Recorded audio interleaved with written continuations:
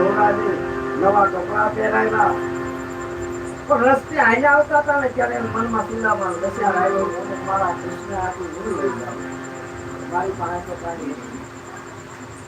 પછી રસ્તામાં હાલતા હતા, તાંદુળિયાની ભાજી એને દેખાણી એટલે કીધું લાલજી મારું કૃષ્ણ આટલું છે. એની પણ બધી ભાતના ભોજન પણ બનતા આવ્યું. મારે કાંઈ લઈ જવું જોઈએ. તાંદુળિયાની ભાજી પોતી એમાં બાંધી લઈ ગયા. હવે એવડી મોટો બોલા મારા રાજા હુકમે દાસ હજાર એક હુકમ કરે તો હજાર દાસ આવીને બારે. હવે તાંદુળિયાને એવડી ભાજી એની દેવી કે એટલે સુદામા એ તો હાસ્યા એટલે બતાડવા મળ્યા એટલે કૃષ્ણ ભગવાને દાંત કાઢીને કીધું, હે સુદામા, બતાડવાની આદત વધી ન જોઈ. કારણ કે ત્યારે ગાવું નાના હતા, ગાવું સાંભળે જાવ્યા અને બતાડે ખાઈ ગયા. ભૂખ લાગી હતી એટલે ઈ એને યાદ કરાવ્યો, હે સુદામા, હજી બતાડવાની જરૂર ન જોઈ. ત્યાં તો સુદામા કસોરી પડ્યા કે પ્રભુ આ તાંદુળની ભાજી છે, મારી પાસે ખાઈ કેમ દઉં? અરે ઈ તો મને પ્રિય વાલી છે, નો રાંધું નો બતાવું કાંઈ નહીં. ત્યારે ભગવાન તાંદુળે ગમે છે વાલો દુઃખી થવા તાંદુળે ગમે છે વાલો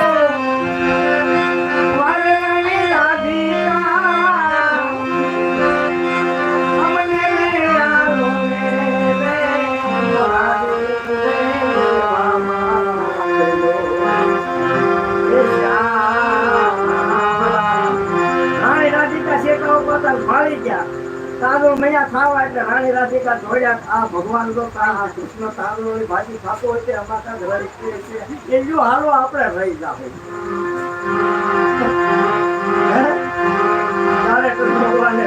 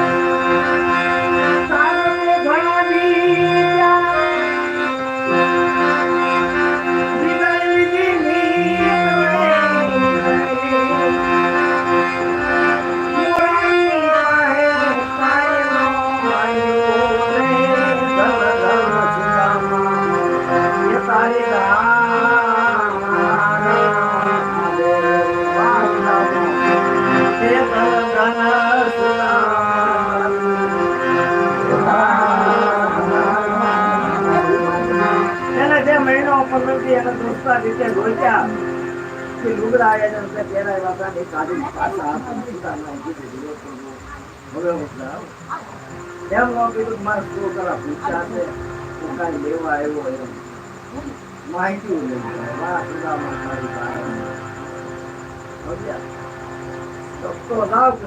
કૃષ્ણ ભગવાન અહીં આવ્યા તરત ત્યાં મેકલી દીધા હતા કે મેં અહીંયા મહેલ કેવો અહીંયા કૃષ્ણ થાય કેમ જડવું નહોતું, આ સુદામો થાય જડવું નહોતું, કયું મારું મકાન છે, મહેલ ઉભા કરી દીધું. જયારે સુદામા પાછા હાલી નીકળ્યા ને સુદામા આમાં જોયા કૃષ્ણ ભગવાન, સુદામો દેખાતા બંધ થઈ ગયા ને ત્યારે ભગવાન ત્યાં ઉભા રહેશે. પછી શિવકો દેખાય તો કૃષ્ણ ભગવાન ને કીધું, પ્રભુ એટલો એને પ્રેમ કરો છો તો તમે કીધું તો રથમાં નહીં અમે સુંદર બેહાડી સુદામાને અમે રથમાં બેહાડી ત્યાં મૂક્યા. તમે એને હાલતો ગાવા કે લાવડામાં દીધો.